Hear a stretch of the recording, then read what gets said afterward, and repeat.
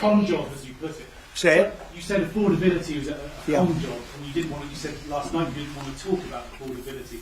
I talk about it. When did I not want to talk about it? I talk about it all the time. We are much better than Biden and all of them. Now, just so you understand, do you remember that the Biden administration had the highest inflation in 48 years, but most people say ever recorded? Do you remember that? Right? Do you remember it? Did they have the highest inflation in 48 years? Did they?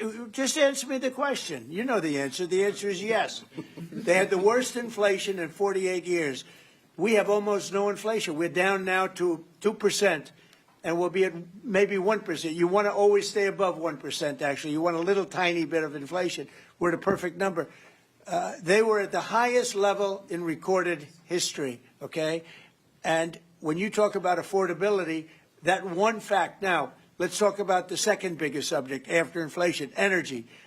We're going to be at $2 gasoline. We're going to be approximately $2 very soon. We're a little bit above $2 right now for gasoline. Now, under Biden, it was $4.50. It even hit $5, but it was $4, $3.50. We're going to be at $2 a gallon. So gasoline's much less. Energy costs are less. When you have energy and when you have gasoline less, everything else follows. It's such a big category. So when you have lower energy prices, which I think you admit we do substantially, that means everything else. So we are the victors on affordability. But if I watched that election, which I was not much involved in, I didn't support Virginia, the candidate, didn't do a lot of support for the other candidates.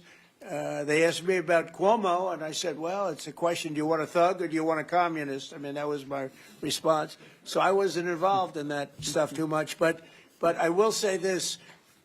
If you look at affordability, which they campaigned on, they lied because they talked about, oh, prices are up. No. Prices are down under the Trump administration, and they're down substantially.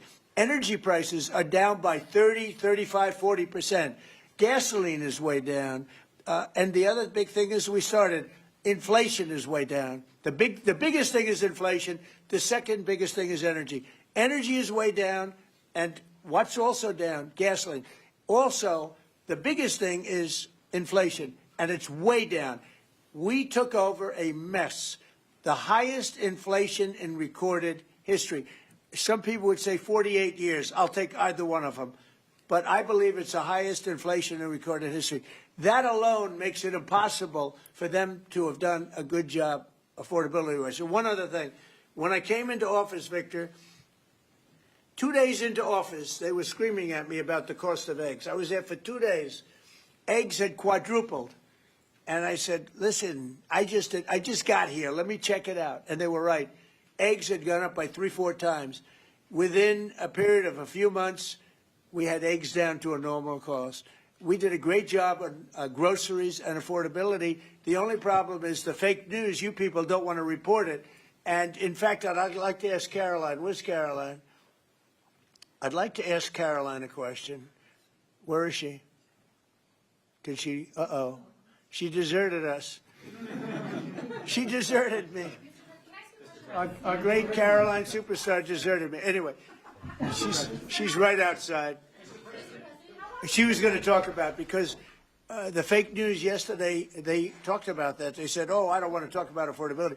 The reason I don't want to talk about affordability is because everybody knows that it's far less expensive under Trump than it was under Sleepy Joe Biden. And the prices are way down. Karoline? Yes, sir.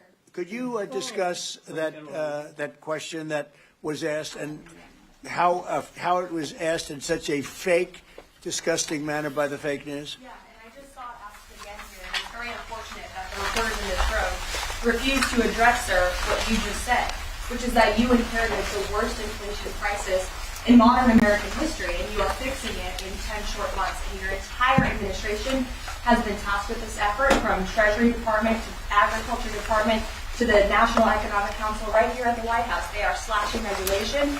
He signed the largest middle-class tax cut in 6 months.